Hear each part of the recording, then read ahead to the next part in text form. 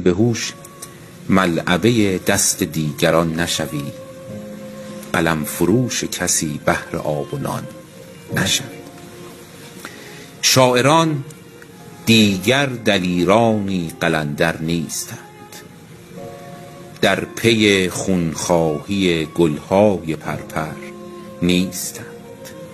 بی خیال از درد مردم با خیال خط و خال، شعر می بافند و یک واژه مکدر نیستند. ناکجا آباد رسوایی است این شهر غریب، با غزالانی که حتی شکل دلبر نیستند. این غزالان غزل انگیز ارزانیتان که به یک مصرع هم لایق به دفتر نیستند. شعر تر من آن زمان گویم که بینم اهل شهر شاد و سرخوش، مانده نانی مقرر نیست.